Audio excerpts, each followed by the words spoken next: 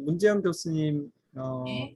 이렇게 서울대 병원에 계시고 오늘 저희 연구단 그리고 또 많은 분들을 위해 가지고 또 이렇게 아카데미아에서 또 클리니컬 쪽으로 가면서 만성 통증에 대해서 이렇게 소개를 해주시기에 오셨습니다. 자, 이 박수로 문재영 교수님 맞이해 주시기 바랍니다. 네, 감사합니다. 초대해 주셔서 너무 영광입니다. 네, 제가 이거를 좀 말씀을 들었는데 실은 심적으로 제가 강의를 되게 많이 하기는 하거든요. 그래서 뭐 신동아 선생님하고도 뭐 여러 학회에서 만나서 같이 얘기를 많이 하는데, 근데 또 이렇게 저는 기전을 연구하시는 교수님들 되게 존경하고 대단하다고 생각을 해요. 왜냐하면 제가 그쪽을 너무 배우기는 해도 저는 임상에 있는 사람이라 좀 많이 어렵다고 늘 느끼고 있거든요. 그래서 기전을 앞부분에 아카데믹 쪽에서 좀 말씀을 드리고 뒷부분에 클리니컬하게 어떻게 얘를 적용하는지 말씀을 드려보려고 하는데, 실은 기전 부분은 제가 본과 2학년 아이들에게 강의하는 내용이 그대로 가져와서 여러 교수님들의 지식 수준을 못 따라갈 것 같긴 해서 조금 부족한 면이 있습니다. 이해를 그 수준도 부탁드리고요. 안 됩니다. 아주 좋습니다. 예, 뭐 이렇고 저희 통증센터 잠깐 해드리면, 저희 통증센터가 이사를 했어요. 작년 코로나 시국에 이사해서 뭐 집들이도 잘 못하긴 했습니다만 이렇게 좀 통증센터라고 따로 있습니다. 병원에 5개 진료실에서 진료를 보고 있고, 안에 저희는 시술장, 이게 수술장이에요. 그래서 여기서 뭐 간단한 치료 너브 블록부터 스파이널 코드 스티뮬레이션까지 뭐 굉장히 많은 시술들을 당일날 바로 하고 환자들이 갈 수 있게끔 하는 시스템을 운영하고 있고요. 그리고 회복실도 있고, 이렇게 또 요거는 초음을 보면서 하는 처치들, 이런 방을 운영을 하고, 저 같은 경우는 하루에 뭐 환자를 한 80명 정도 평균 보고 있습니다. 근데 80명이긴 한데 이게 내과나 이렇게 좀 이렇게 그냥 바로 보고 가는 과의 80명하고는 좀 달라요. 왜냐하면 당일날 와서 초음파로 어깨 주사 맞고 들어가서 허리에 신경 블록하고 이런 식이기 때문에 환자 한 분이 오셔서 한 4-5시간 정도 머무르고 가시게 되는 그런 시스템입니다. 그래서 저희 센터는 이렇게 뭐 구성원은 이렇게 됐는데, 지금 또 저보다 시니어 교수님이셨던 김영철 교수님은 바로 병원 옆에 오픈을 하셔서 또 굉장히 지금 잘 되고 떼돈을 벌고 계시고요. 그리고 이제 저희 시술하고 있는 모습, 그다음에 저희가 WIP라 그래서 세계 통증학회에서 몇 군데 통증센터에 수여하는 상이 있는데 그것도 받았고요. 또 메드트로닉이라고 모듈레이션으로 가장 큰 회사가 있는데 거기서 교육기관으로 선도돼 있고, 또 이제 제가 센터장이 되면서 했던 거는 존스 페인 인스티튜션하고 같이 MOU를 맺어서, 그래서 이제 펠로우 선생님들 같이 로테이션하는 그런 프로그램을 현재 운영을 하고 간단히 말씀을 드렸고요. 오늘 이제 소개는 뭐 이 정도로 하고 직접 들어가면, 통증이란 게 좀 컨셉이 많이 변화가 있습니다. 그래서 그거를 말씀을 드리고요. 어떤 면들을 우리가 좀 생각해야 될지, 그 다음에 실제로 통증에서 이런 것들을 어떻게 적용하는지 말씀을 드려볼 건데요. 우선은 첫 번째로 통증의 새로운 컨셉입니다. 항상 요거를 제가 일반적인 다른 과 교수님들한테 강의를 할 때 보여드리는데요. 스톤헨지잖아요. 이게 제가 영국의 런던에서 학회가 있을 때 아주 잠깐 짬을 내서 스톤헨지에 다녀왔습니다. 물론 학회를 열심히 참여하고 갔다 왔는데요. 보시면 이렇게 허허벌판에 갑자기 얘네가 나오더라고요. 그리고 그럼 얘가 원래 어떻게 생긴 거냐? 뭐 이렇게 생겼다고 추정을 하는 거죠. 근데 이게 이렇게 BC 3000년에 만들어졌는데, 여기다가 아픈 환자를 이렇게 가운데 놔두고 제사장들이 쭉 둘러쓰고, 그 다음에 아프지 말아라, 이걸 병을 낫게 해달라, 통증을 없애달라, 이렇게 기도를 했다고 해요. 햇볕을 받으면서. 근데 이렇게 통증이란 거는 아주 고대 원시 시대부터 인간의 아주 고유한 그런 심텀과 사인 중에 하나가 통증이 되겠는데, 통증이라는 학문이 발전은 되게 늦었습니다. 다른 의학보다 더 늦었는데요. 이거는 이제 보시면 16세기니까 한창 르네상스가 굉장히 많이 뽑히고 있는 그런 시기에 유럽에서 이때부터 정신건강의학과 교과서도 나오고요. 내과 교과서도 어느 정도 막 이렇게 나오고 있는 시기인데, 머리 아프다는 환자를 이런 식으로 뭐 이렇게 불에 집어넣어서 악마를 내쫓고, 그리고 배가 아프다는 환자는 이런 식으로 또 변으로 악마가 나간다, 뭐 이런 식의 치료를 이때까지도 통증에 대한 컨셉이 없었기 때문에 하고 있었다고 합니다. 통증이라는 학문의 이제 컨셉이 잡히기 시작한 건 1965년에 캐나다 맥길의 하스피털의 멜 작가 월에 의해서입니다. 너무나 잘 알고 계시는 게이트 컨티어리가 이때 발표가 되었고요. 그리고 통증이라는 학문의 정의, 그 통증이라는 것의 정의조차도 굉장히 늦었는데 1979년도에 정의가 됐습니다. IASP라는 학회에서 정의를 하였고, 뭐 이 학회에서 저도 굉장히 딥 인볼브 돼 있는데요. 저는 주로 CRPS 학회에 제가 지금 여기 이제 세틀라이트 인터레스트 그룹의 시크리터리 역할을 맡고 있습니다. 그래서 이번에 토론토에서 9월에 학회가 있는데 그때도 갈 예정인데요. 통증이란 건 여기서 이런 식으로 정의를 합니다. 아픈 건데 이모셔널한 익스피리언스가 들어가는 게 되게 중요한 것 같습니다. 왜냐하면 이게 이제 동물 실험하고의 어떤 괴리감을 유발하는 게 결국 이건 것 같아요. 이모셔널한 거를 우리가 동물한테 평가하기 어렵다는 거죠. 그래서 항상 인비보, 인비트로와 임상에서의 결과가 차이가 나는 이유는 여기에 있습니다. 그래서 아픈데 통각뿐만이 아니라 감정적인 불쾌함도 동반이 돼야 되고요. 그다음에 또 이런 것도 중요하다고 하는데, 실제로 티슈 데미지가 있으면 누가 봐도 아파 보이죠. 근데 이것뿐만이 아니라 그냥 포텐셜 티슈 데미지, 이거는 DNA, RNA, 리포솜 레벨에서의 문제가 있을 때 그런 거 저희가 눈으로 봐서 알 수도 없잖아요. 근데 이런 것들도 포텐셜 데미지로 포함해서 모두 통증으로 생각해야 된다는 거죠. 그래서 결국엔 과거에 말링거링이다, 꾀병이다라고 했던 것들이 요즘에는 이제 그런 표현을 쓰지 않죠. 소마토폼이라는 표현도 잘 사용하지 않고 이렇게 점점 그런 식으로 가고 있습니다. 요 정의가 너무 오래된 정의다. 그래서 2020년도에 이런 식으로 개정을 했어요. 이분이 이제 좀 주도해서 개정을 했고, 존스 홉킨스 병원의 라자 트리비나즈 라자라는 분이고요. 근데 굉장히 모든 문헌들을 다 리뷰를 하고 정리해서 새로운 통증의 개념을 내놓자라고 했지만 결국 바뀐 건 이 보라색 이 부분밖에 없다는 거. Resembling that associated with, 그러니까 더 애매모호해진 그런 개념으로 바뀌었다. 이렇게 생각할 수 있겠고, 결국엔 환자가 불쾌한 감정과 함께 통증을 호소할 때는 우리는 의사로서 그거를 통증이라고, 당신은 꾀병입니다, 이렇게 얘기할 수는 절대 없고, 어떤 검사에서도 상이 나왔다고 해도 그렇게 좀 개념이 바뀌고 있습니다. 그러면서 통증에 대해서 좀 여러 가지 주석들을 달았는데요. 보면은 굉장히 개인적인 것이고, 그리고 바이올로지컬, 사이콜로지컬, 그리고 소셜 팩터에 영향을 많이 받는다. 그래서 어떻게 보면 통증이란 건 컨셉이다라는 거고요. 그 다음에 페인과 노시셉션을 좀 그러니까 구분해라, 이렇게 이야기를 합니다.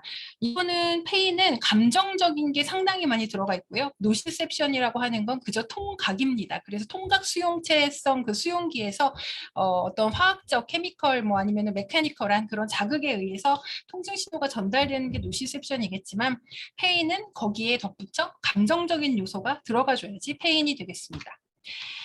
컨셉이라고 말씀을 드렸고, 이게 이제 만성화되다 보면은 우리의 몸은 어떻게든 적응을 합니다. 그렇지만 그 만성한 것이 또 어떤 면으로든 어드버스 이펙트를 낳는 게 바로 만성 통증이 되고, 그렇기 때문에 우리는 이것을 없애줘야 된다, 이렇게 환자들한테 많이 말씀을 드립니다. 통증이라는 거는 그런데 항상 나쁜 것일까? 어브노멀한 것일까? 그렇지 않죠. 우리 몸의 바이탈 펑션이고요. 내추럴 힐링 프로세스이자 꼭 필요한 겁니다. 근데 통증을 못 느끼는 질환이 있고요. 저는 한 번도 본 적은 없는데 해외에 가끔 있나 봐요. 이런 질환이라고 합니다. 근데 보면은 유전자 변형 질환이 되겠고요. 그렇게 눈을 다쳐도 이렇게 웃죠. 웃음 놀고, 손가락이 잘릴 정도로 놀고, 이렇게 소어가 생길 정도로 놀다. 그냥 그대로 다 일상 활동을 하면서 기대 여명이 되게 짧아지는 거죠. 본인의 몸을 프로텍션하지 못하니까 20대 초반에 죽는다, 이렇게 되어 있어요. 근데 몇 년 전에 그러니까 마취통증의학과의 통증 전문하는 의사들이 주인공인 드라마가 나왔어요. 이 지성이 여기서 주인공이었는데, 여기서의 컨셉이 이분이 통증을 10초 만에 진단을 내리는 되게 훌륭한 통증 전문인데 본인은 통증을 못 느끼는 그런 컨셉이어서 이게 저희 학회에서 말도 안 된다 이러면서 여러 가지 이야기를 했던, 이슈가 됐던 그런 드라마입니다. 그러니까 통증은 우리 몸의 어떤 힐링 그리고 프로텍션 하는 데 꼭 필요한 그런 감각인데요. 근데 결국 이런 통증이 만성화되면 문제고, 이 만성 통증의 정의를 보통 3개월이라고 하는데, 이것도 교과서가 정하기를 3개월이고요. 1개월, 그러니까 제가 항상 환자들한테 얘기할 때는 보통 우리가 수술하고 꼬맨 다음에 다시 실밥을 풀었다. 그러면 한 3주 정도 지나면은 이상한 감각이 없어져야 되거든요. 근데도 불구하고 계속 욱시고 아프다?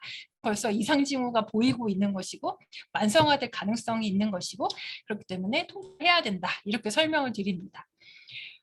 우리가 또 ICD-10이라는 거는 질병을 분류하는 체계인데요. 거기서 통증 중에 소마토폼 디스오더라는 게 있어요. 요거는 옛날에 꾀병이라고 생각했던 것들 그거를 다 여기다 집어넣는데 보면은 되게 사이코소셜 스트레스가 영향을 주는 그런 질환들이 이거고요. 근데 I11이라고 2019년도에 개정이 됐는데 여기서는 소마토폼이란 단어가 사용되고 있지 않고 프라이머리 페인, 세컨더리 페인 이런 식으로 구분을 하고 있습니다. 그래서 보면은 다시 또 통증이란 거는 프라이머리 페인과 세컨더리 구분을 하고 프라이머리 페인은 우선 크로닉이니까 3개월 이상 지속되는데요. 프라이머리 페인은 이모셔널한 문제가 상당히 많은 페인이에요. 펑셔널 디서빌러가 또 굉장히 많이 동반되어 있고요. 그리고 소마토 사이콜로지컬한 거가 굉장히 동등하거나 아니면 사이콜로지컬한 면에 상당히 많이 영향을 받는 종류의 통증을 프라이머리 페인이라고 합니다. 그래서 종류를 좀 살펴보면 파이브로마이알지아라는 섬유근육통이란 질환이 있고요. CRPS, 컴플릿 리저널 페인 신드롬 또 굉장히 많이 요즘에 좀 또 장애도 나갈 수 있어요. 이걸로. 그래서 굉장히 골치가 좀 아프기도 합니다. 환자들이 이 질환을 진단받기 위해서 또 산정특례도 되고 희귀질환도 되고 이래서 또 뭐 의료 혜택도 많이 받는 질환이고요.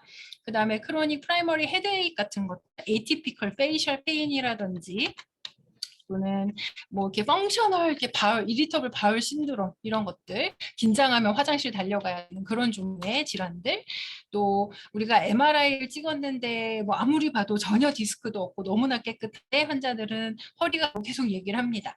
이런 것들 크로닉 프라이머리 뭐 백페인 이런 식으로 우리는 진단명을 내릴 수가 있겠습니다. 세컨더리 페인이 당연히 아플 것으로 생각되는 통증들입니다. 암이 있어서 아픈다든지 아니면 신경 자체가 다 아프다든지 뭐 그런 헤드에이크도 뭔가 뇌압이 올라가서 아프다든지 이런 것들이 모두 크로닉 세컨더리 페인으로 분류가 된다.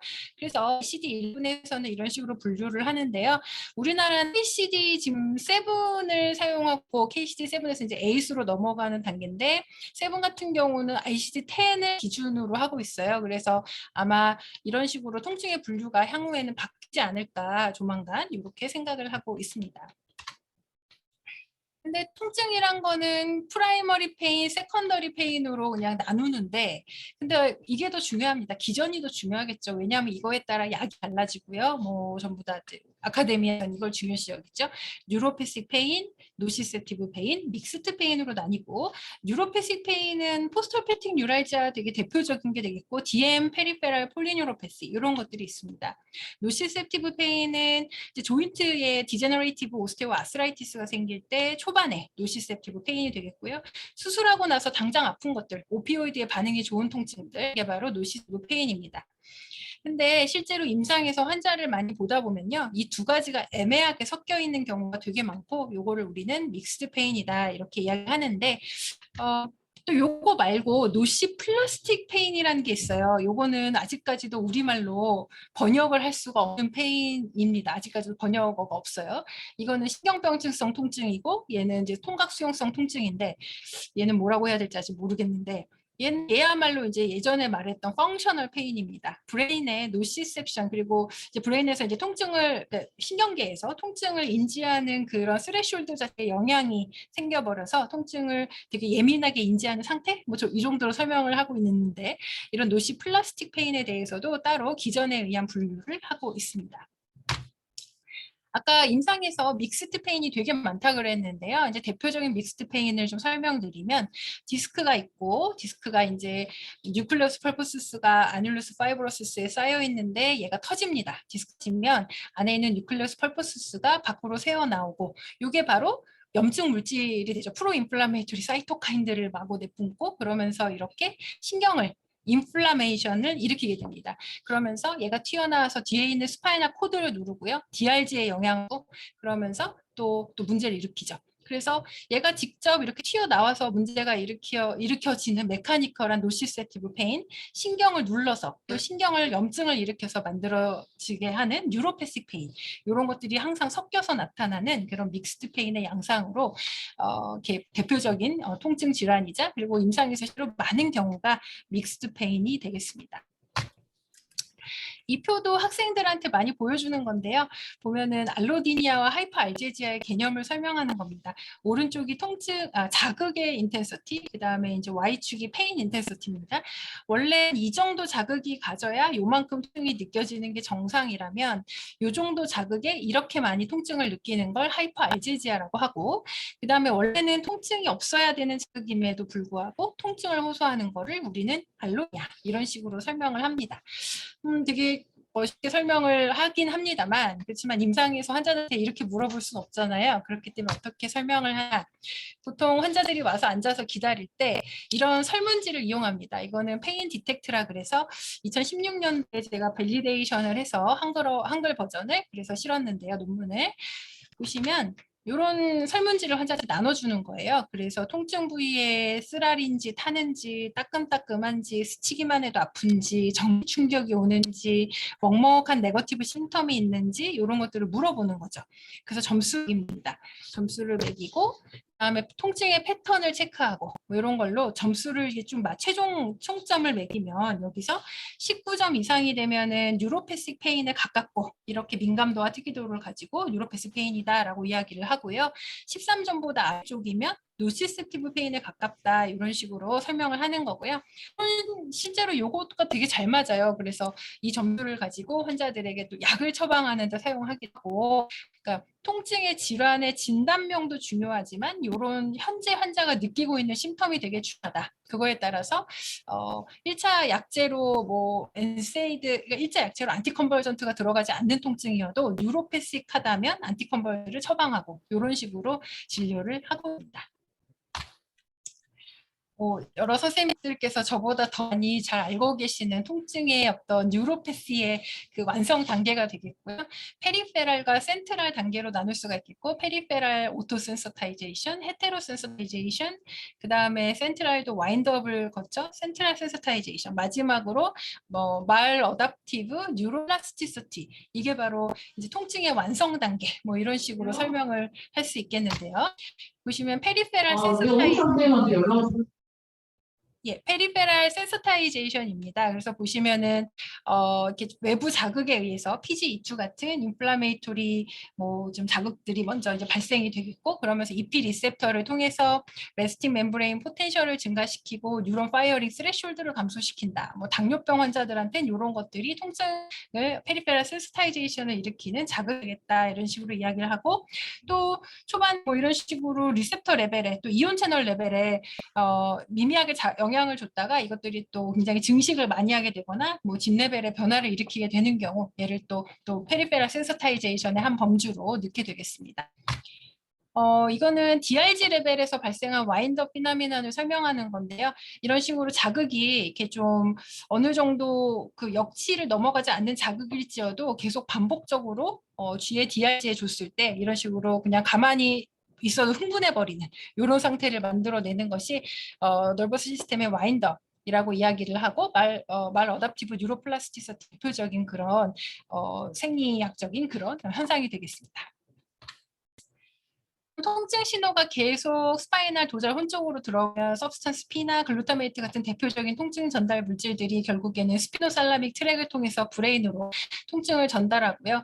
이때 뭐 이니비터리 인터뉴론이 중요한 역할을 원래 해줘야 되는데 또 이런 기능도 만성 통증에서는 망가져 있는 것들이 이제 많이 보고가 되고 있죠.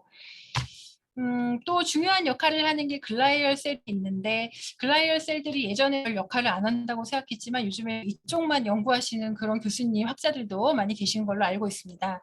글라이얼 셀들이 이렇게 많은데요. 얘네가 멀쩡할 때는 그냥 호메오스테이시스를 유지해주는 좋은 역할을 하다가, 그러다가 이렇게 이제 이 글라이얼 셀이 인플라메이토리 사이토카인들을, 프로인플라메이토리 사이토카인들을 내뿜고, 그러면서 그 글라이얼셀에 쌓여 있는 신경이 자극을 받게 되고요. 이런 식으로 신경의 인플라메이션, 인플레임드 너브 이런 식으로 이야기를 하는데 이러면서 신경의 손상이 일어나고 뉴로패식 페인화 된다. 이런 식으로 설명을 하고 있고요.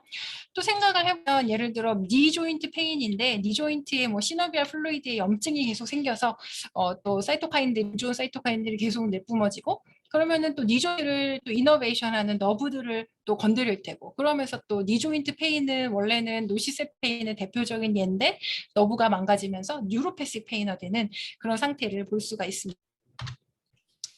그래서 결국에는 이러한 것들이 이제 원래는 좀 자극을 우리가 해결을 해주면 안 좋은 자극들을 해결해주고 뭐 애들을 사용하든 스테로이드를 사용하는 그런 자극들을 없애주고 씻어내주고 하면은 좀 좋아져야 되는데 그거를 제때 해주지 못해서 발생하는 이 리버서블한 단계의 뉴로널 플라스티서티, 말 어답티브 플라스티서티를 우리는 뉴로패시핀의 어떤 완성 단계 이런 식으로 설명을 할 수가 있겠습니다. 또 이것도 많이 하고 계시잖아요. 보면은 디스 이니비션이라고 해서 원래는 디센딩 이니비션 기능이 있죠. 우리 몸에 이제 통증 신호 자체를 전부 다 이제 우리가 좀 조절해 줄 수 있는 기능이 있어야 되는데 이것도 망가지게 돼요. 만성 통증 환자한테는 이걸 우리 디스 이니비션이 이렇게 이야기를 하고요. 원래 이 디센딩 이니비션 기능에서 되게 중요한 역할을 하는 게 이제 뭐 엔도제너스 오피오이드가 되겠고 또 여기서 중요한 역할을 하는 다른 패스웨이가 또 노아드레너직이나 세로너직 그 모듈레이션이 있기 때문에 결국에는 안티디프레센트를 사용하는 이유 그리고 오피오이드를 사용해주는 이유 이런 디센딩 이니비션 기능을 강화시켜주기 때문이다. 이런 식으로 또 설명을 할 수 있겠습니다. 결국에는 마지막으로 말 어답티브 뉴로널 플라스티시티가 어렵고요. 지속적으로 통증 자극이 들어가다 보면은 우리의 통증의 센서티비티의 변화를 일으키게 되고 이제 돌아올 수 없는 단계가 된다. 근데 말씀드렸던 것처럼 이게 기존 앞서 말씀드렸던 기전들이 뉴로패시를 설명하는 기전이잖아요. 뉴로패식 페인. 근데 또 노시셉티브 페인이 오래되다 보면 또 주변의 신경을 망가뜨려서 뉴로패시화 되고요. 뉴로패식 페인이랑 노시셉티브 페인이 또 만성화되다 보면 환자들은 말 어답티브해지고 노시 플라스틱한 그런 상태에 보이게 됩니다. 이런 통증들이 전부 다 함께 간다. 이제 모든 환자들은 그러니까 통증이 오래되다 보면 이런 식의 통증을 많이 보여준다라는 상황을 임상에서 많이 확인을 하고 있습니다. 저런 기전이 왜 중요하냐 살펴보면 그 기전에 따라서 메커니즘에 따라서 심텀과 사인이 나타나고 그 심텀과 사인에 따라 트리트먼트가 결정되기 때문이다. 근데 이제 뭐 환자들이 통증 한 가지만 호소하는 게 거의 없어요. 우리하면서 뭐 저리면서 가끔 전기가 쳐요. 막 이런 식으로 이야기하잖아요. 그럴 때는 기전이 조금 다 다를 것이고 그 기전에 따라서 약제들을 다 처방을 해야 됩니다. 보면은 이게 이제 뭐 기전 정리해 본 거고요. 페리페랄 메커니즘에 이런 기전들이 있고 이온 채널, 뭐 페노타입 스위칭도 있겠고, 뭐 디너베이션, 그다음에 심파세티컬리 메인테인 페인도 이것도 되게 임상에서 중요한 이런 것들이 있습니다. 그다음에 스파이널 레벨에서도 뭐 글루타미너 레귤레이션에 문제가 있거나 글라이얼스 액티베이션 그다음에 뭐 디스 이니비션 이런 기능들이 이제 기전들이 통증을 일으키게 했는데요. 그래서 각각 이제 뭐 페리페에서 올라가는 신호를 막아주는 크림을 발라준다든지 엔세이드를 먹어준다든지 뭐 이런 것들 그다음에 스파이널 도저혼에서 올라가는 신호를 막아주는 안티컨벌전트라든지 NMDA 블로커 같은 케타민 같은 약제들이 있겠고요. 여기 시술을 해서 신호가 전달되는 거를 좀 주기도 하죠. 그런 너브 블록도 있겠고 스파이널 코드 스티뮬레이션도 뭐 해주게 됩니다. 브레인에서 내려오는 신호를 강화시켜주는 것들 안티디프레선트, 오피오이드 같은 약제들이 있겠습니다. 이거는 기존의 연구들에서 인비보 인비트로 연구들에서 이런 애들이 지금 개발되고 있습니다. 기전에 따라서 뭐 타겟 이런 리셉터나 뭐 사이토카인이 되겠고 에비던스는 이렇다 뭐 이런 식으로 보이고 있는데요. 이 파란색, 초록색은 지금 외래에서 실제로 환자들을 사용하고 있는 약제들이고요. 이런 빨간색은 이게 지금 2014년도에 스티븐 P. 코엔이라는 존스 홉킨스의 또 통증 전문의가 작성한 논문 정리를 해놓은 건데 이 빨간색은 아직까지도 임상에서 실제로 작용하고 있지 않은 약제들입니다. 보시면 뭐 사카인 이니비터 뭐 이런 것들도 있겠고, 뭐 내추럴 킬 뭐 리셉터 뭐 이니비터도 있겠고, 뭐 이런 케타인을 사용하고는 있는데 아직까지도 오랄 제제 이런 건 전혀 만들어지지 않고 있고요. 뭐 이렇게 굉장히 많은 약제들이 뭐 실제로 동물 실이라든지 셀 실험에서 효과가 있는 것처럼 나오지만 실제로 환자한테 사용을 하지 못하거나 아니면 사용을 해도 효과가 없는 되어 있습니다. 뭐 다행히 칼슘 채널 블록 좀 잘 사용하고 있죠. 또 지코노타이드 같은 약제들도요. 뮤 오피오이드 리셉터 애고니스트가 뭐 오피오이드가 되겠고, 또 가바 그 리셉터에 자극을 주는 뭐 안타고니스트들도 있습니다. 근데 그러면 저렇게 실험실적으로 많은 약제들이 제시가 되고 연구가 되고 있는데 왜 통리즘한테 사용하고 있지 못할까를 좀 생각을 해볼 수가 있겠는데요. 보시면은 아까도 잠시 말씀드렸지만 동물들을 대상으로 실험을 하잖아요. 동물들을 이모셔널한 거, 어펙티브 이모셔널한 면을 우리가 평가할 수 없기 때문이죠. 근데 통증이란 거는 50%는 정신적인, 감정적인 요소잖아요. 그러니까 그만큼이 배제된 반쪽짜리 실험이라는 거죠. 그다음에 이 동물에서 또 이게 콜로키움 보니까 정신모기스 강의도 있던데 보면은 뭐 정모델 뭐 이런 걸 만들잖아요. 보면은 그런 모델들이 다 자극을 줬을 때 아파하는 모델이지 이런 스판테니어스 페인, 자발통을 유발하는 종류의 모델들을 아직까지도 제대로 만들지 못하고 있는 게 문제입니다.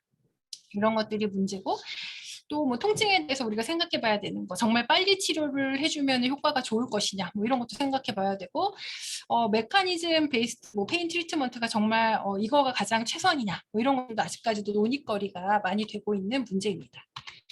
이 두 가지 동물 실험에 관해서를 조금 더 생각해 보면요.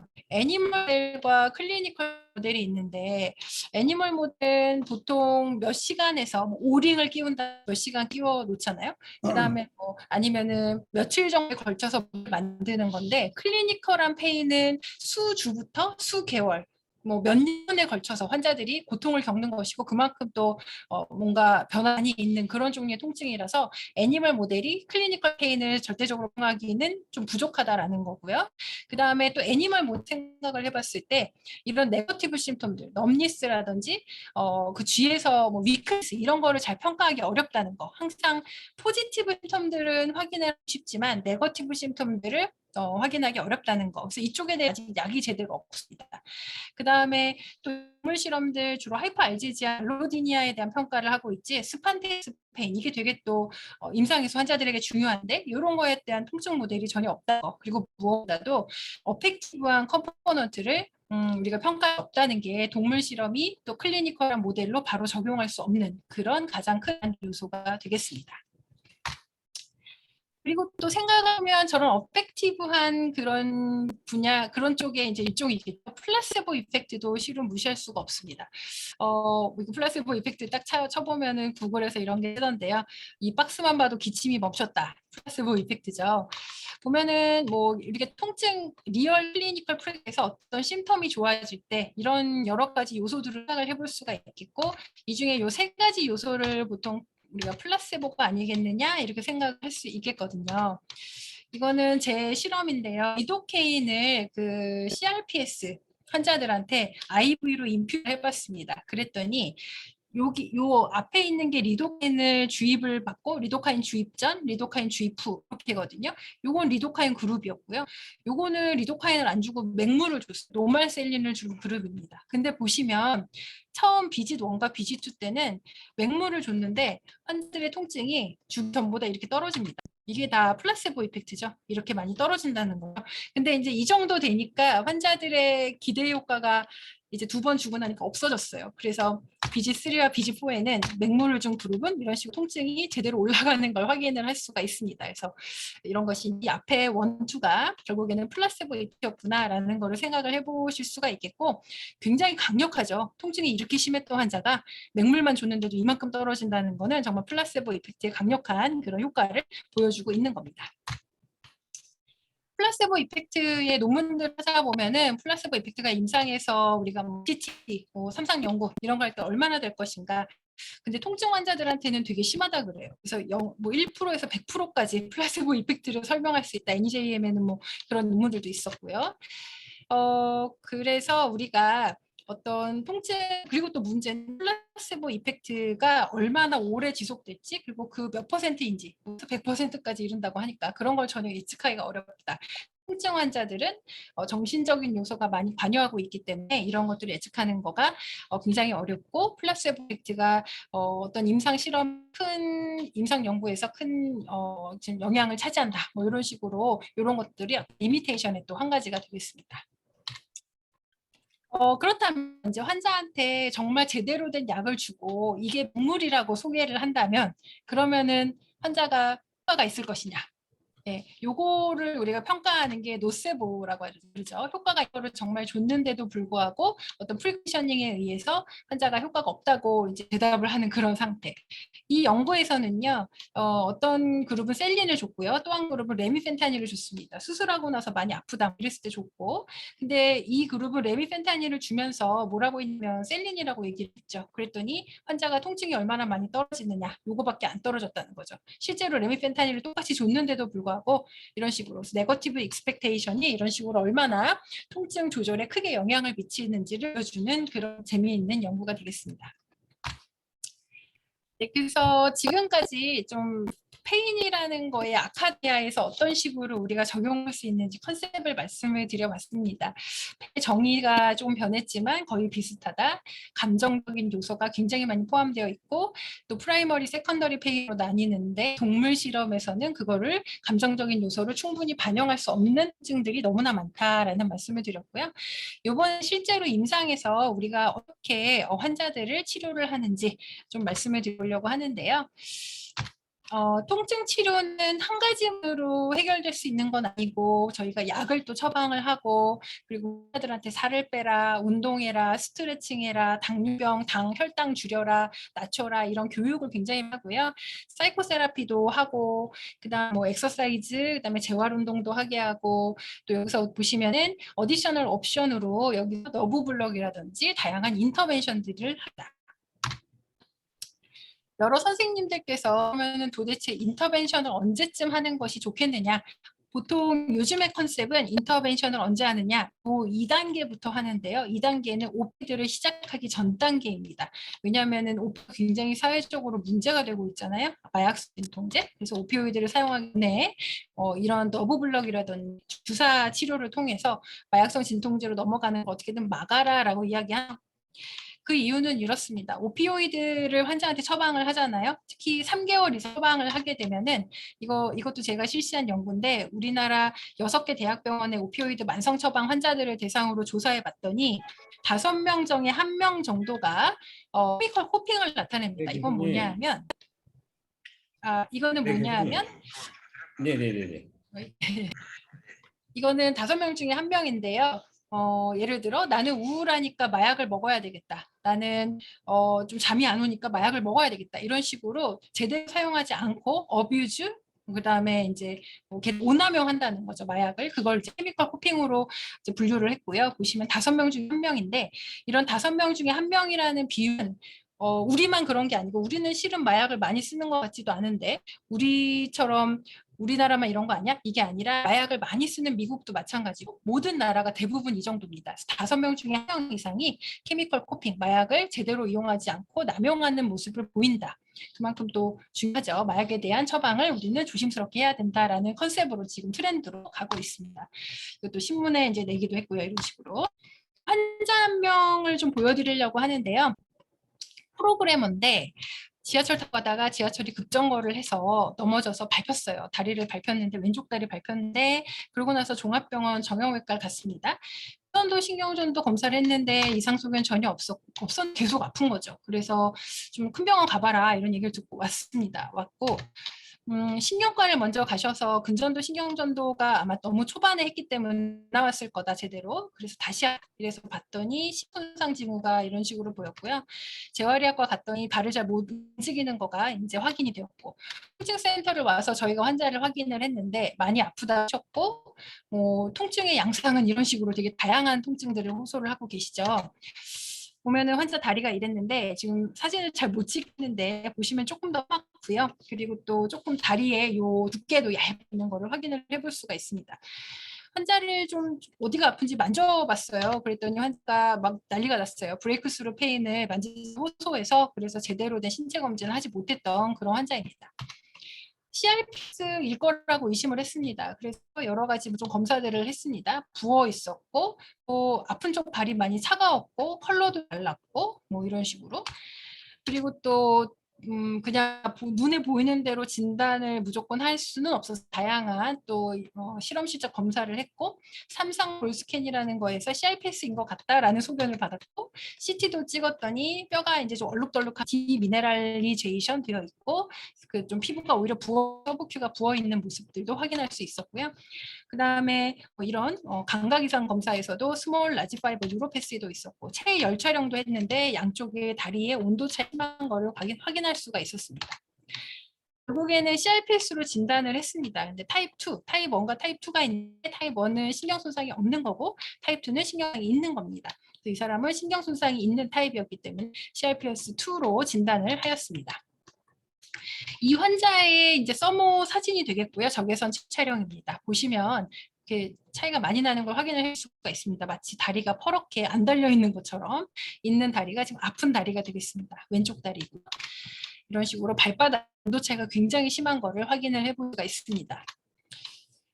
이것도 제가 작성을 해서 실은 논문들인데요. 이런 CRPS 환자들에게는 오토노미 너버스 디스펑션이 되게 많이 동반돼 있고 보면은 뭐 이렇게 올소스태틱 하이포텐전이라든지 뭐 한분비 장애라든지 딥브레싱 테스트에서의 어떤 어브노멀 사인 같은 거가 뭐 26% 정도라고 하는데 근데 땀 분비 장애 같은 경우는 거의 3명 중에 2명 정도 슈도모터 사인의 어브노멀리티가 관찰이 되고 있습니다. 그래서 가장 많이 해주는 치료 방법들이 심파세틱 너브 블럭이 되고요. 이제 팔이 아프다고 하면은 스텔레이트 갱글리언 블럭을 해줍니다. 그래서 이런 식으로 요즘에 초음파를 보면서 해주게 되겠고요. 이게 목입니다. 앞에 여기다 이렇게 초음파 프로브를 갖다 대고 기도가 있고요. 크리코이드 캐틸리지, 사이로이드, 에소페거스가 있고 프리프론탈 이거 파시아 프리넥 파시아에다가 요 안에다가 이렇게 좀 약을 뿌려주면은 롱구스 콜라이머스 위쪽에 스텔레이트 갱글리온이 있습니다. 그래서 여기다가 약을 뿌려주는 방법이 스텔레이트 갱글리온 블록이고요. 그리고 뭐 이런 방법으로 초음파를 봤을 때 또 항상 주의해야 되는 게 보면은 버테브럴 아테리가 있는데 우리가 많이 블럭을 타겟이 되는 요 뾰족 튀어나온 C6 웰은 버테브럴 아테리가 이렇게 포라멘으로 들어가 버립니다. 그런데 보면은 어떤 우리 인구 전체 5명 중에 1명은 버테브럴 아테리가 우리가 타겟으로 하는 위치에서도 바깥에 나와 있죠. 이런 경우는 여기다가 약을 줘야 되는데 버테브럴 아테리가 있는 부위가 우리의 타겟이기 때문에 약은 보통 국소마취제를 사용하거든요. 국소마취제가 버테브럴 아테리로 들어가기 때문에 환자가 바로 시하면서 굉장히 큰 사고가 날 수도 있습니다. 그래서 초음파를 보면서 하고 있고요. 아까 그 환자 같은 경우 하지가 아팠으니까 럼바 심파세 갱글리온 블록을 하게 됩니다. 초음파를 보면서 이렇게 할 수도 있는데 이런 식으로 할 수도 있지만 이제 이 환자 같은 경우는 시암이란 플로로스코피 엑스레이를 보면서 했고요. 약을 이렇게 먹었는데도 많이 아파하니까 럼바 심파세틱 갱글리온 블록을 했습니다. 했는데 효과는 며칠 정도 있었다고 해요. 그래서 이거를 오래 효과를 가져가려고 보툴리눔 톡신이라는 거를 집어넣습니다.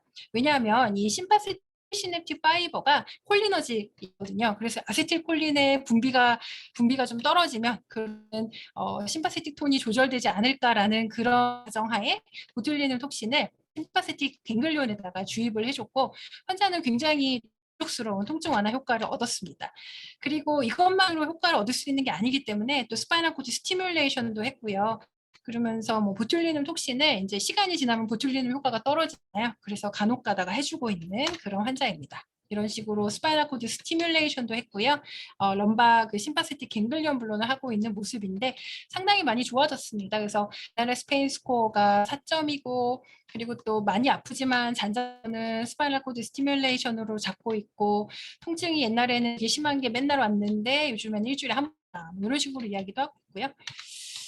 아세틸콜린의 그 분비를 막는 보툴리눔 톡신, 요거를 생각을 했을 때 기전은 스네어 프로틴이 그 시냅틱 베지클 속에 있는 아세틸콜린이 바깥으로 나가는 거를 이제 담당을 해주는데, 이 스네어 프로틴 파괴하는 게 보툴리눔 톡신이죠.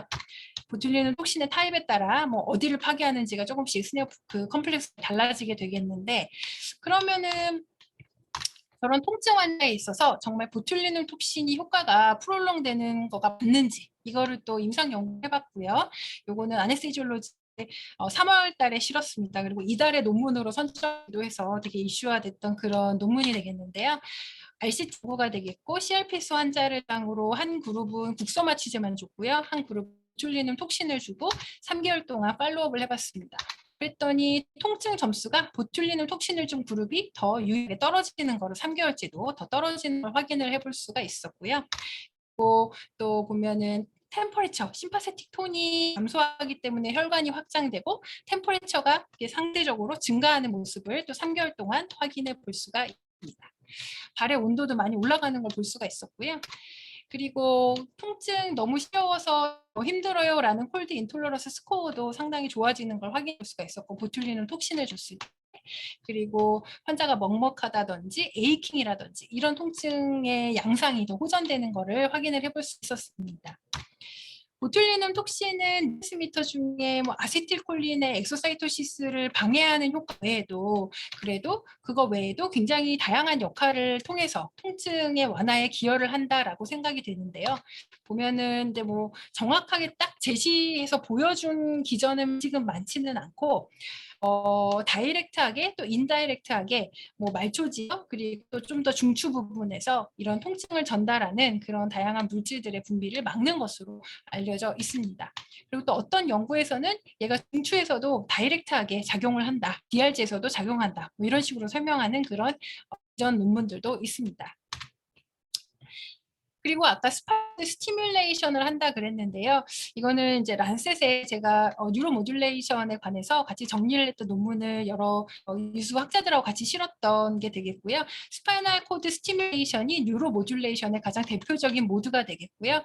뉴로 모듈레이션이라고 하는 건 일렉트릭 스티뮬레이션이나 케미컬 에이전트를 우리가 타겟으로 하는 신경 주변에 적용을 해서 통증을 좀 줄여주는 그런 치료 방법이 되겠고, 되게 옛날부터도 이런 식으로 많이 사용했었습니다. 많이 사용을 했었는데, 이제 요즘에 스파이널 스티뮬레이션이나 인트라세칼 드럭 딜리버리 시스템, 이런 것들이 가장 대표적인 뉴로 모듈레이션이고, 뭐 라디오 프리퀀시나 텐스 같은 것도, 또 보툴리눔 톡신도 뉴로 모듈레이션의 일종으로 생각을 해보실 수 있습니다. 이런 뉴로 모듈레이션은 근데 이렇게 이거 스파이널 코드 스티뮬레이션 저희가 이렇게 해주는 건데, 생각보다 뭐 효과가 굉장히 오래 가지는 않고요. 한 2년 정도까지는 매우 좋은데 2년이 지나가면 또 톨러런스가 발생합니다. 그래서 이것도 또 한 5년 정도면은 빼야 되는, 효과가 없어서 빼거나 하는 그런 경우들도 왕왕 있습니다. 또 인트라세칼 드럽 딜리버리를 할 때 핀만 넣어주느냐, 그건 아니고요. 뭐 지코노타이드라든지 또 이렇게 펠시가 있는 환자 같은 경우는 바클로펜을 사용해서 우리가 인트라세칼 드럽 딜리버리를 해주기도 하고, 보시면 이런 식으로 시술을 하는데 그 스파이널 쪽으로 펑처를 합니다. 코드에 이제 CSF가 나오는 확인하고 카테터를 집어넣죠. 그런 다음에 이 카테터를 이렇게 터널링을 해서 복부 쪽으로 뺍니다. 복부 쪽으로 빼서 여기 20cc 리저버가 있는 통에다가 연결을 하고 이 통을 복부에다가 심어주는 그런 시술 방법이 되겠습니다. 이게 인트라세칼 드럭 딜리버리 시스템의 임플란테이션이 되겠고요. 보통 캔서 환자들한테 많이 하고요. 그리고 넌 캔서 환자여도 뭐 판텀 페인이라든지 아니면 CRPS가 너무 심하다든지 그런 경우는 해주는데, 저 펌프 값이 많이 비쌉니다. 100만 원이거든요. 그래서 이 환자한테 어떤 의료 코스트 이코노믹한 그런 코스트 이펙티브니스를 생각을 했을 때 한 2년 정도는 펌프를 사용할 수 있는 환자에게 심어주는 것을 권장을 하고는 있습니다. 뉴로 모듈레이션의 일종으로도 스크램블러 세라피라는 것도 많이 하고 있어요. 이거는 게이트 컨트롤 시어리를 거부하는 그런 시어리가 되겠습니다. 통증 신호가 말초에서 만들어진 거를 어떤 자극을 통해 스크램블링 한다라는 좀 특이한 개념이고요. 이것도 뉴로패시브 페인 환자들한테 치료를 했을 때 어느 정도 통증 완화 효과를 보는 뉴로 모듈레이션의 일종이 되겠습니다. 또 그래서 또 저희는 VR을 또 많이 적용을 해보려고 노력했는데요. 보시면은 시술을 하면서 얼마나 아플까, 그 시술하는 환자들한테 VR 디스트랙션을 통해서 시술 통증을 없애는 방법들, 이런 것들을 지금 연구를 진행을 하고 있습니다. 이러한 시술들은 지금 미니멀리 인베이시브 트리트먼트라 그래가지고요. 굉장히 많이 막 소어링 하고 있어요. 너무 많이 사용하고 있다는 거죠. 이것도 제가 논문을 실은 건데 얼마나 많이 이런 미니멀리 인베이시브 시술들을 하고 있느냐를 좀 봤더니 이거는 건보 데이터 샘플 코호트를 사용을 했던 연구였고요. 보시면은 이렇습니다. 2006년도에는 1000명 중에 40명 정도가 받았는데요. 2015년엔 1000명 중에 80명 정도가 받습니다. 거의 2배로 증가한 거를 확인을 해보실 수가 있겠고, 어떤 데서 많이 하느냐, 대학병원에서는 거의 비슷하게 하고 있어요. 근데 커뮤니티 하스피탈이 굉장히 많이 이런 시술들을 현재 하고 있고, 커뮤니티 하스피탈이 좀 주변에서 많이 보는 척추 전문 병원들 많이 생겼잖아요. 그래서 이런 시술들을 상당히 많이 하고 있습니다. 그래서 긴 시간 동안 말씀을 했는데요. 되게 좀 유익한 시간이 되는데 걱정스럽습니다. 정리를 할 건데요. 통증이란 거는 언플레전트한 게 동반돼야 된다. 이모션한 게 동반돼야 된다라는 거고요. 그리고 액추얼한 데미지도 있지. 포텐셜한 데미지도 있을 수 있기 때문에 꾀병이란 없다. 이게 결론이 되겠고, 그 다음에 우리가 통증이라고 하는 거는 실제로 아픈 통각과 그리고 또 정신적인 요소가 반반을 차지하고 있다. 이렇게 생각을 해도 과언이 아니다. 얘기입니다. 통증을 분류를 할 때 예전에 소마톤 페인 디스오더라고 하는 게 굉장히 큰 포션을 이제 차지해서 아예 프라이머리 페인이라는 용어로 지금 대표가 되고 있고요. 그리고 통증은 애니멀 모델로만 설명할 수 없는 그런 감정적인 요소, 그리고 애니멀 모델의 리미테이션으로 인해서 모든 약제들을 임시로 가져오는 데 있어서 굉장히 큰 한계가 있는 분야다라고 말씀을 드렸습니다. 미니멀리 인베시브 페인 인터는 주로 오피오이드를 사용하기 전 단계부터 들어가 주는 게 맞는데, 근데 굉장히 다양한 치료 방법들이 있고요. 그리고 또 점점점 더 이 미니멀리 인베이시브 페인 인터벤션들의 요구는 늘어나고 수요가 늘어나고 이쪽으로 의료비도 늘어나고 이러한 방향으로 의료의 방향이 발전할 것이다라고 생각이 됩니다. 그래서 제가 준비한 내용은 여기까지고요. 긴 시간 동안 경청해 주셔서 감사드립니다. 네.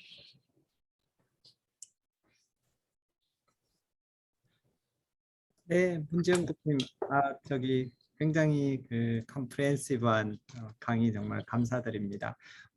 이제 네. 긴 시간 강의에서 좀 지루하셨을 것 같습니다. 네. 너무 그렇지 않았고요. 너무 재밌었고,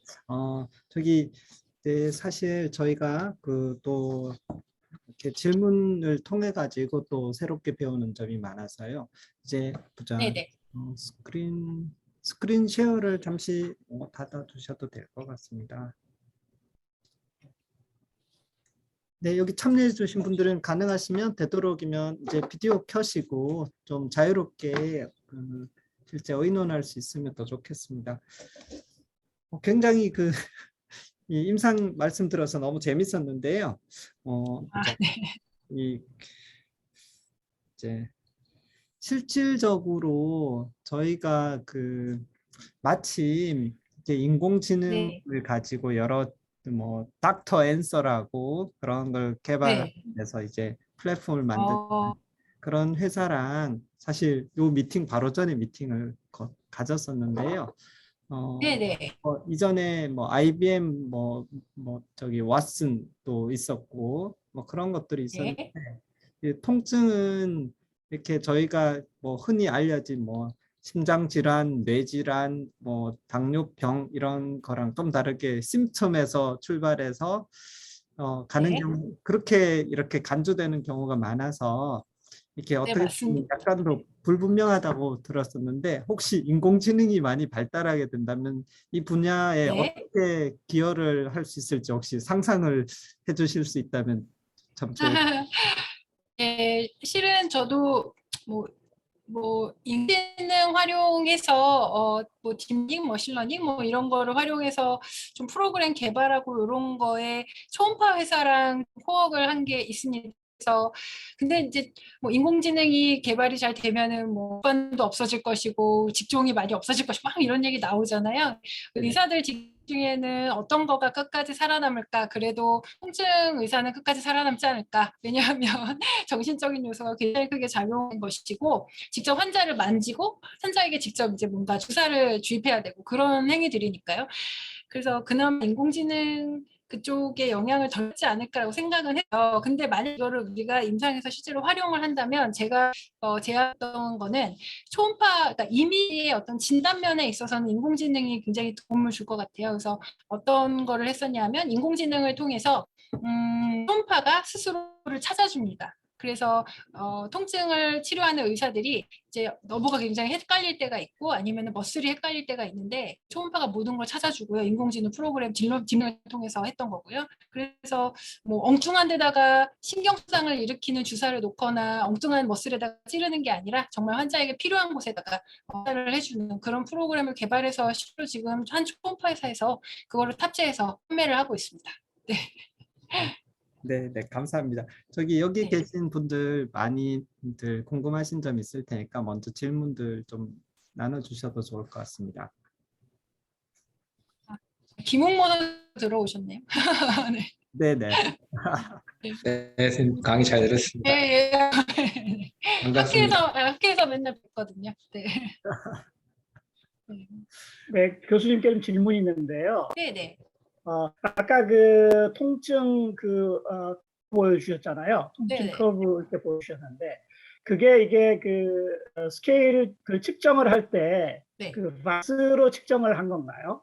자극을 주고 그 네. 바스로 VAS로 이렇게 평가해서 네. 그 퍼스트 페인을 이렇게 인텐시티를 평가한 건지 그게 궁금하네요. 알로디니아 뭐 하이알지지아 커브 말씀하시는 거면은 네네. 대부분은 NRS 아니면 바스기는 합니다. 네. 아, 그래요. 네, 네. 그럼 이제 제가 궁금한 게 NRS 이제 그 바스를 하시는 분은 굉장히 골드 스탠더드로 이렇게 생각을 하시는 것 같아요. 네, 맞습니다. 근데 네. 그게 굉장히 좀 주관적이잖아요. 너무 주관적이죠.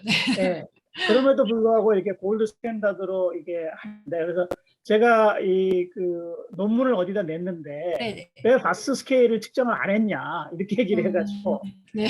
QST 그 독일에서 하는 그 QST 그 프로토콜을 그대로 따라서 실험했고 네. 거기 관련해서 데이터를 얻어서 그 레이시노를 가지고 이제 통증을 구분하는 걸 했었는데 네. 그래서 그 리뷰어 코멘트가 딱 그거여가지고 네. 그걸 어떻게 극복해야 될지 모르겠습니다. 어떻게 하면 좋을까요? 그걸 좀 그러니까 제가 그동안 봤던 모든 논문들도 바스 스코어가 말씀하신 것처럼 정말 주관적이잖아요. 그럼에도 네. 불구하고 통증 논문들은 1차 평가 변수는 꼭 봤어야 된다는 그런 생각들을 많이들 갖고 계시긴 해요. 통증의 평가하는 골드 스탠다드이기 때문에. 그래서 요즘에는 컴포짓 그런 베리어블 컴을 많이 또 이용하기도 합니다. 그래서 바스 스코어가 너무나 주관적인 거라는 걸 익히 알고 있기 때문에 말씀 주셨던 QST의 스레숄드를 거기다 접목을 하고 바스가 2점이 줄어들고 QST가 또 어느 정도로 뭐 좋아질 때 만약에 그 식으로 컴포짓을 제시를 하면 바스보다 훨씬 더 객관성을 갖고 있는 그런 베리어블로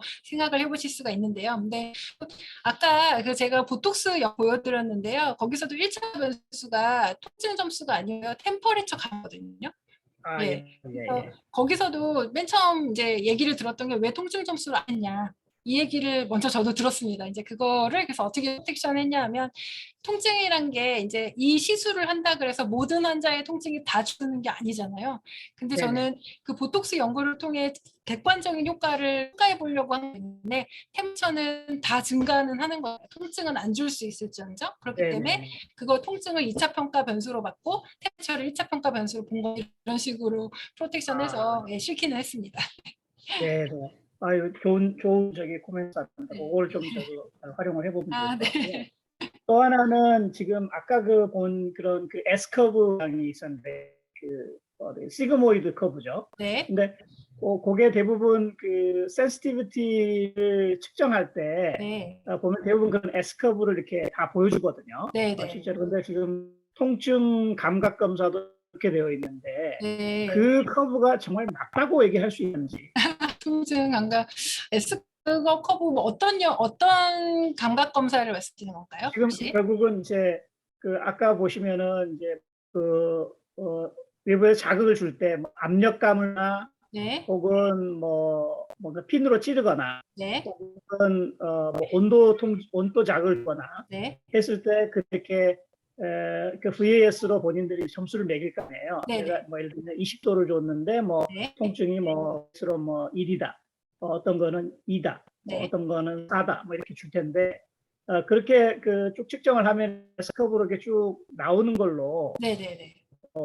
되어 있는데 과연 그게 그 맞는지 하는 게 저는 사실 개인적으로 되게 궁금해요. 음, 일반 뉴로사이언스 뭐 에릭 햄에도 대부분 그렇게 표현이 돼 있고 네, 네. 그래서 그거를 좀 이렇게 제대로 된 모델을 한번 만들어 보는 수학적 모델을 한번 만들어 보는 게 제 그 고민 중에 하나인데 어, 저는 한 어떻게 번도 그거에 대해 생각하시는? 지금 너무나 충격적인 질문인데요. 네, 저는 그 S컵에 대해서 한 번도 그게 왜 그렇게 나올지에 대해 생각해 본 적이 없었고 실제로 임상에서도 그렇게 많이들 뭐 관찰이 되고는 있는데 뭐 그거 측할 수만 있다면요 뭐 너무나 뭐 약제 개발이라든지 어떤 통증을 평가하는 데 있어서 이 환자의 또 어떻게 프로그노시스가 바뀔지 뭐 이런 것들을 보는 데 너무나 중요한 도움이 될 것 같긴 합니다. 뭐 그래서 그 프레딕티브 뭐 팩터를 연구한다든지 이런 걸로 식을 만들기는 합니다만 그게 또 통증별로 또 환자별로 베리어블이 너무 많은 거예요. 그래가지고 거기다가 무조건 어떤 숫자 하나를 딱 만들어서 적용할 수 있는 그런 공식을 여태까지 본 적이 없습니다. 네. 그리고 네, 실제로 어떤 연구에서는 오피오이드 관련해서 이 환자가 얼마나 몇 년이 지나면 얼마나 이런 팩터가 예를 들어 환자 또 뭐 예전에 약물 중독 이런 히스토리가 있을 때 얼마나 올라갈 것이냐 이런 거를 공식을 보여준 적이 있거든요. 근데 그거를 실제로 임상에서 대입을 해보면 맞지가 않더라고요. 네. 그래서 아직까지도 제대로 된 그런 수식을 적이 없는데 뭐 만들어 주시면 잘 활용하도록 하겠습니다. 마지막 한 가지만 더 여쭤보면 네. 아까 그 통증 환자들 치료하고 있을 때 어떤 그 평가를 체열 카메라를 가지고 이렇게 하신 게 예, 있던데 맞습니다. 네. 그러면 결국은 체열 분포를 보고 이 사람의 그 통증 부위가 뭐 예를 들면 히트맵으로 보았을 때 뭐 파란이면 통증이 많이 적고 뭐 빨간색 통증이 크고 뭐 이런 식으로 볼 것 같은데 그러면 그 정보가 굉장히 좀그 정확한 정보라고 얘기할 수 있는지 그게 궁금합니다. 그냥 정확한 통증을 평가하는 관점에 있어 네. 그게 굉장히 좀 임상적으로 뭐 의미가 있다고 그러면 저희 통증 연구를 하는 데 있어서도 활용할 수가 네. 있을 것 같아서 한번 여쭤봅니다. 그 적외선 혈 촬영이고요. 우선은 먼저 결론을 말씀드리면 그게 굉장히 정확하고 모든 통증에 맞아 떨어졌으면 벌써 보험으로 사용해서 걔를 모든 통증 테스트 세팅해서 썼죠.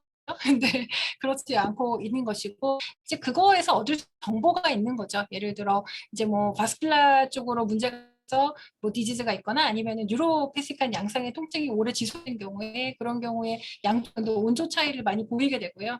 그런 경우 당신은 이렇게 차가운 면에 많이 심하게 호소하고 있는 상황임을 우리가 알겠다. 그래서 온도를 올리는 방향으로 뭐 혈액순환을 촉진하는 방향으로 뭐 이렇게 좀 치료를 하자. 이런 식의 치료의 방향을 잡는 거에 좀 많이 도움을 받지. 그거 자체만으로 당신은 통증이 있다 없다 굉장히 크다. 이거를 평가를 하는 걸 인정받고 있지 않습니다. 그래서 체열 촬영 학회가 따로 있는데요. 네, 뭐그 정도까지로 우선은 활성화되어 합니다. 네. 네, 네. 답변 감사합니다. 네. 아유, 감사합니다. 손종우 교수님 혹시 질문 있으신지요? 네, 네. 저기 되게 강의 재미있게 잘 들었고요. 네, 개인적으로는 그 학생 때 들었던 케이스 스터디가 너무 재미있습니다. 그래서 한 가지 궁금한 게 있었는데요. 그 내용 중에서 그 사실 그 버닝 펜이 그 TRP1이 네. 채널이 활성화가 돼가지고 그런 걸로 이제 생각이 되는데, 근데 그 재미있었던 게 그 치료로 캡사이신을 사용을 하시더라고요. 네, 근데 맞습니다. 네. 왜 캡사이신을 사용하시는 건가요? 이거는 아고니스트라고 알려져 있는데 좀 궁금해요. 그래서 오그멘테이션 하는 거죠. 네? 어떻게 해요? 덮어버리는 거죠. 오그멘테이션 덮어버린다고요? 네, 그러니까는 초반에는 그 통증 자체를 오히려 이제 더 아픈 통증으로 덮는 역할을 하는 거고요. 그 네. 캡사이신 자체가 TRPV1 뭐 리셉터의 소실을 뭐 아트로피를 유발한다. 뭐 이런 으로 나중에 계속 적용을 하다 보면 근본적인 통증 치료가 되는 것이다. 이렇게 또 설명을 하고 있습니다. 네. 그러면 이게 그 안타고니스트로 막는 것보다 훨씬 더 효과가 있는 건가요? 초반에는 좀 힘들어하시는 분들도 계시는데요. 근데 이제 나중에 네네. 되면은 뭐 또 효과를 보니까 이게 또 이 크림 자체가 패치나 크림 자체가 또 적용을 할 수 없는 이유가 아직까지도 어떤 환자한테 이게 도움이 될 것이냐라는 거에 대한 몰피즘이나 이런 팩터 연구가 제대로 되어 있지 않기 때문이거든요. 또 일부 환자들은 큰 도움이 되는데 또 일부 환자들은 그렇지 못한 거죠. 네. 그럼 실제로 그 블라커가 사용되고 있지는 않은 거죠? 그렇죠. 왜냐면 블로커 뭐 어, 개발 되게 많이 하신 걸로 알고 있는데 소디움 채널을 딱 거기만 블럭을 할 수 있는 약제 같은 거잖아요. 그래가지고 현재 네네네. 임상에서 사용되고 있지 않습니다. 예, 알겠습니다. 네, 감사합니다. 근데 네, 해외에서 지금 개발된 게 있다고 들었어요. 그래가지고 아마 좀 수입을 해볼 생각은 있는 것 같습니다. 삼상 연구가 끝났다고 하고 있다고 들었습니다. TRPV1 블라커를요? 네네. 네네. 아, 네, 알겠습니다. 감사합니다. 네, 여기 황재용 교수님 나와 계신 것 같은데 질문 있으시면 질문 주셔도 좋을 것 같습니다. 네, 황 교수님은 저 기획처장이셔서 너무 바쁘셔서 네. 그러면 저도 좀 질문을 드려도 될까요? 예, 예, 예. 그 이렇게 아까 이렇게 보여주신 그 오피오이드 들어가기 전에 이제 인터벤션을 들어간다고 했는데 네네. 해주셨는데 저희가 저희 통증 연구단은 이렇게 그 약물적인 치료들은 사람들이 또 많이 해오셨고 또 어떤 약물이든지 다 부작용들을 이제 수반하는 걸로 이해를 하고 있고 또 오피오이드로 넘어간다는 얘기는 그냥 보통 사람인 저희로서는 이게 참 큰일이구나 이렇게 생각이 네네. 드는데 마침 그 전에 이제 인터벤션으로 뉴로모듈레이션을 쓰신다고 네네. 하셔서 저희는 이제 비약물적인 어떤 치료를 가지고 이렇게 조금 더 고민을 하고 있거든요. 그래서 예를 들어서 뭐 전기 자극, 자기 자극, 네. 또는 뭐 네. 초음파 자극, 뭐 심지어 빛, 그리고 소리 자극까지 음. 이제 생각을 하고 있는데 그런 네네. 거는 기본적으로는 어떻게 보면 약간 미니멀리 또는 난 인베이시브 할 수 있는 성질이 있다고 생각해서 좋다고 생각은 하지만 또 임상의 네. 환자를 치료하시는 이렇게 의사 선생님들께서는 이런 그 비약물적인 또는 물리적인 정기적인 그런 그 네. 이 치료법들 요즘 저기 LG에서도 그 메디페인이라고 스크램블러 네네. 약 200만 네, 원 맞습니다. 예쁘게 나 예. 예쁘고 그런 게 있지 않습니까? 근데 이제 이게 네. 실제 현재 임상에서 얼마나 효과가 있는지 또 이렇게 생각하시기에 그런 부분들이 소위 이제 신경 조절이 더 정밀하게 잘 타겟을 네. 잘 맞추고 그럴 때 이렇게 정말 이 통증 치료나 이런 쪽에 그 어떤 크게 도움이 될 수 있는지 이제 임상 의사 선생님 입장으로서 그런 부분 좀 말씀해 주시면 되게 저희는 궁금하거든요. 네. 아니, 메디페인을 그래도 되게 그쪽 알고 계셔서 깜짝 놀랐습니다. 사실은 그 메디페인 가지고 연구하고 있거든요, 지금. 예. 그래서 환자들한테 셀프로 적용했을 때에서 얼마나 환자들이 효과를 스스로 얻을 수 있는지 하는 연구를 좀 하고 있습니다, 임상 연구를. 근데 좀 해보면은요, 기존에 이제 뭔가 다른 거를 많이 적용해 왔던 분들은 별로 효과가 없어요. 근데 아무것도 안 했던 분들이 요거를 했을 때는 또 굉장히 드라마틱한 효과를 얻기도 하시고요. 그리고 저 같은 경우는 그리고 또 그 메디페인 결국에는 저는 효과를 믿고는 있는데 근데 이제 또 해외 뭐 학자들 또 물어보면은 아까 존스 홉킨스의 닥터 스티븐 피 코엔 같은 경우는 뭐 better nothing이다 뭐 이렇게 얘기를 하기도 하고요. 안 하는 것보다 낫겠지 수준으로 얘기를 하기도 하고요. 근데 기전을 모르는 게 문제인 겁니다. 그게 이제 뭐 이태리의 마리네오 박사가 개발을 했는데 의사는 아니고요. 이제 그런 PhD인데 근데 뭐 기전을 얘기를 안 해주고 있죠. 그래서 제가 지금 또 아까 계획했던 연구가 그거에 효과를 보이는 분들의 어떤 이의지를 좀 얻어서 뭐 펑션 MRI도 나중에 얻으면 그냥 이의지를 얻어서 어떤 변화를 보이는지 뭐 이런 거에 대한 거를 추적을 하고 있고 결국에는 기전에 대한 게 너무나 연구된 거가 없어요. 통증이 제대로. 그래서 임상 환자를 데리고 직접 기전 연구를 할 수 없어서 그래서 그런 연구들이 좀 더 있어야 되겠고 또 말씀 주신 것처럼 넌 인베이시브한 그런 치료 방법 중에 또 지금 저는 굉장히 많이 하고 있는 것 중에 하나는 ESW 많이 하고 있습니다. 그 일렉트로 뭐 코포레알 샥 웨이브 주는 폐 충격파 치료기.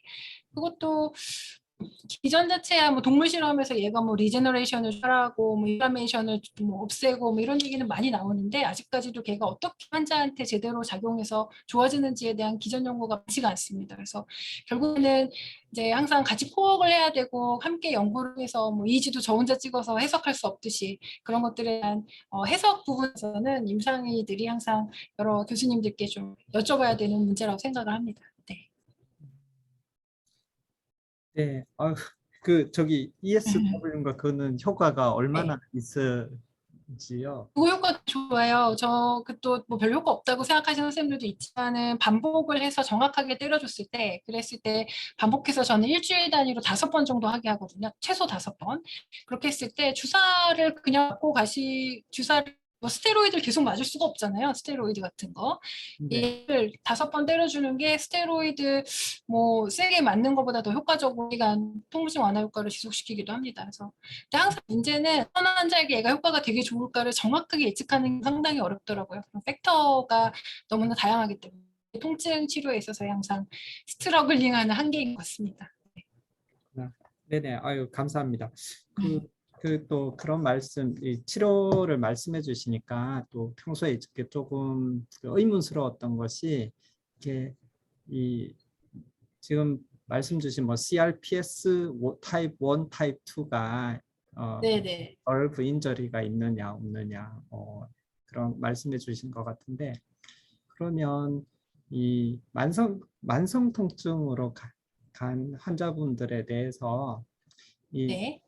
그냥 만성 통증은 그냥 신경병증성 통증이라고 해야 될까요? 바이 데피니션은 염증이나 이런 게 다 사라지고 난 뒤에도 이제 남아서 지속적으로 이렇게 네네. 그 통증이 있는 것 같습니까? 그러면은 이렇게 많은 그 커머셜라이즈된 그 장비들을 중에서 이제 말초에 자극을 주는 게 있을 수 있겠고 또 도달하기는 좀 어렵지만 그 뇌와 척수를 포함한 중추신경계를 이렇게 건드릴 수 있을 텐데 네.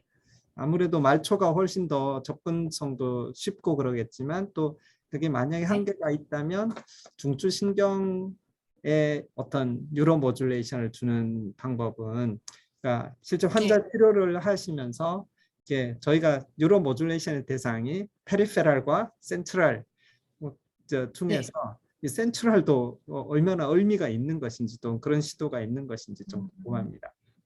네, 뭐 연구들 보면 딥브레인 스티뮬레이션도 우리나라 뭐 신경외과 선생님 좀 하고 계시고 외국에서도 많이 연구는 나오고 있고 근데 실은 마취 통증의학과 영역에서는 공무원 선생님도 있지만 딥브레인 스티뮬레이션을 저희가 다루고 있지는 않습니다. 스파이널 코드 스티뮬레이션은 저희가 실시를 하고 있고 그것도 이제 조금 더 이제 중추신경 레벨이잖아요. 근데 저 같은 경우는 그래서 항상 트라이얼을 저희는 하게 되어 있어요. 트라이얼. 그러니까 무조건 심는 게 아니고요. 한 10명 정도 테스트를 해보면 저 같은 경우는 6명에서 한 7명 정도가 효과를 보고 그렇게 해서 뭐 그 기계를 심어도 하고 이런 식으로 치료를 하고 있습니다. 네. 그래서 딥브레인 스티뮬레이션 신경외과, 스파이널 코드 스티뮬레이션 또 외과 뭐 이런 식으로 네, 중추신경 뉴로모듈레이션 치료들을 하고 있습니다. 들었던 페인 스크램블러 같은 경우는 페리페랄 뉴로모듈레이션 쪽으로 봐야 될 것 같습니다. 네, 그런 경우는 외국 같은 데는 페리페랄 그 스티뮬레이션, 너브 스티뮬레이션 많이 하고 네, 근데 우리나라는 보험이 안 돼서 그래서 실시하고 있지 못한 한계가 있기는 합니다. 네. 네.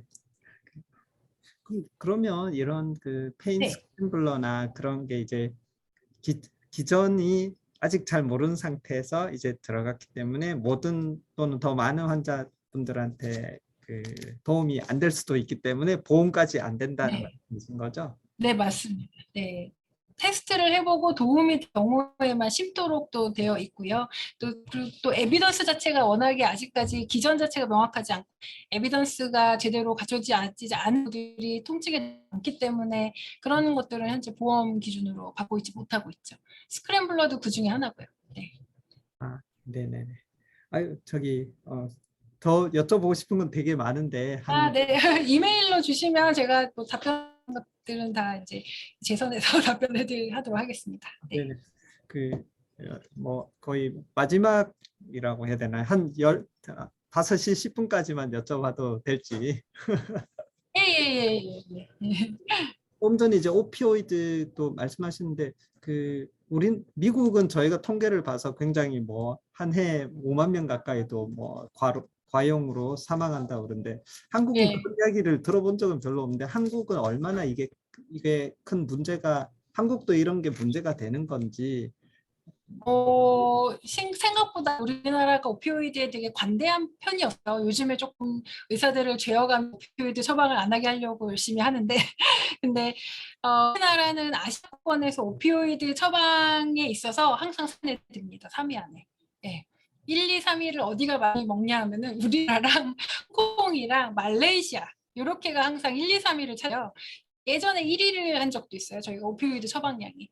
네, 근데 그리고 전 세계적으로 오피오이드 처방량을 생각을 해봤을 때 우리나라가 한 이제 100이라고 전 세계의 평균을 100이라고 봤을 때 우리나라가 아니다, 많이 내는 나라들이고 그다음에 우리나라가 40% 그들의 40% 정도 내고요.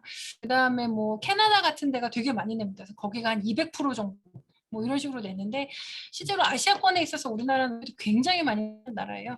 그리고 어떤 뭐 펜타닐 제제 혀 밑에 넣고 아니면 코에 뿌리고 이런 제제들이 있는데 우리는 제일 많이 수입해서 제일 많이 아시아권 중에서 저희가 제일 많이 갖고 있는 나라 중에 하나입니다. 뭐 중국이나 일본이나 대만이나 이런 데는 이제 들어가고 있거든요. 그런 약제들이. 근데 저희는 벌써 약제들이 들어온 지가 10년이 넘었어요. 그 정도로 오피오이드에 나름 관대했는데 요즘에 이제 좀 사고가 신문에 보고되고 있잖아요. 뭐 분당에 뭐 어느 젊은 아이들이 펜타닐을 끌어서 흡입을 했다는 둥, 태워서 IV로 썼다는 둥 이런 것들이 있어서 결국에는 또 많이 됐고 그런 걸로 의사들을 좀 쪼이고 그러고 있습니다. 네. 네네네. 아, 그렇구나. 저기 네. 예, 마지막으로 좀 네. 저희가 이제 뭐 저희 연구단 이름이 사실 글라이오패틱 페인 리서치 센터거든요. 아, 네. 설명 주셨다시피 조금 더 기전 쪽으로 가서 이렇게 글라이얼 셀의 컨트리뷰션을 좀 더 살펴보겠다. 그래서 기전 연구도 네. 하고, 근데 이제 난치성 통증으로 잡았는데 이제 환자를 보시는 입장에서 저희가 이 동네 통증 의사 선생님을 만나 뵀는데 만성 통증 환자 안 보신다는 거예요. 이렇게 허리에 척추에 이제 아, 환호가 네네. 있고 그런 정도 환자들을 보시지 만성 통증 환자는 안 보시고 아마 어려워서 그런 분들은 대학병원이나 이런 데 가게 될 것 같은데 그러면은 네. 정말 만성 통증 또는 이런 난치성 통증, 신경병증성 통증을 사실 환자를 안 보는 입장에서는 또 아파 보지 않은 입장에서는 이게 얼마나 중요한 문제인지 사실 항상 감이 좀 안 오긴 해서 진짜 환자를 뭐 하루에 네. 80명이면 벌써 몇만 명을 보셨을 것 같은데 이제 저희가 아, 네. 이 문제 자체가 얼마나 중요한지 또 이렇게 정작 통증을 연구하시는 분들은 많은 것 같은데 어떤 리서치 쪽 펀딩이나 이런 게 크지는 않았던 걸로 저희가 조사를 했을 때는 그래서 네. 그러면 통증 이렇게 치료하시는 선생님으로서 이 문제가 이게 저희처럼 이 환자를 볼 수 없는 하지만 관심을 갖고 연구하는 네. 사람들에게는 이게 얼마나 중요한지 또 이게 연구적인 측면에서 어떤 뭐 펀딩이나 이런 것들도 향후 더 이런 게 이제 정말 중요하게 다뤄줘야 될 문제인지 그런 부분 좀 아, 뭐 코멘트를 해주세요. 당연히 저는 통증을 다루는 의사로서 당연히 연구 펀딩이 커져야 된다고 말씀을 드릴 수밖에 없는데 실제로 연구비가 없는 게 좀 많이 부족한 건 맞습니다. 그래서 몇 년, 6년 전에는 이제 한방 쪽 연구를 그쪽 연구비를 땄어요. 연구비가 나온 게 많지가 않아서 그래서 한방 경희고 한의학 한방병원 교수님, 신부과 교수님 컨택을 해서 그쪽 연구비를 좀 따봐야 되겠다. 그래가지고 그쪽 연구비를 따서 연구했던 그런 경험도 있는데 그때 하필 한방하고 또 좀 또 문제가 많이 생겨서 되게 곤란했던 그런 시기도 있었습니다. 네, 좀 민감하긴 한데 그런 적도 있었고 이게 이제 통증이 만성 통증을 안 본다고는 하시는 만성 통증이란 게 이게 계속 이렇게 아프면은 어떻게 살겠어요. 그러면 환자들이 거의 나 자살하고 싶어요. 이 소리가 나오는 게 만성 통증인데 그거를 어떻게든 도움을 드려서 요만큼을 만들어 놓습니다. 저희가 쓰든지 시수든지. 근데 그런 와중에 그 암 환자라고 하면은 브레이크 스레인이라고 얘기를 하고요. 그 다음에 뭐 무릎 통증 환자다라고 하면 업플레어 뭐 이런 식으로 표현을 하는데 여기 어큐페인이 다시 이렇게 올라오는 거예요. 이렇게. 그럴 때는 뭔가 더 집중적인 치료를 때려주는 거예요. 그래서 만성 통증이 항상 이렇게 높은 건 아니다. 그래서 그거를 이 플룩추에이션 하는 걸 잡아주는 결국 통증 치료의 의사들의 이제 역할이다 이렇게 생각. 만성 통증 환자에 있어서 그렇게 생각을 합니다. 아, 네네. 아, 네. 아유, 감사합니다. 저기 그 정말 장시간 동안 또 좋은 강의도 해주시고 또 궁금증도 많이 풀어주셔서 너무 감사합니다. 네. 또 이 기회에 또 아시게 돼서 또 향후에도 또 더 많이 교류를 할 수 있으면 좋겠습니다. 선생님, 네. 제가 많은 도움 여쭙겠습니다. 네. 아유, 정말 감사드리고요. 그럼 다음 기회에 다시 뵙겠습니다. 네네, 네네. 감사합니다.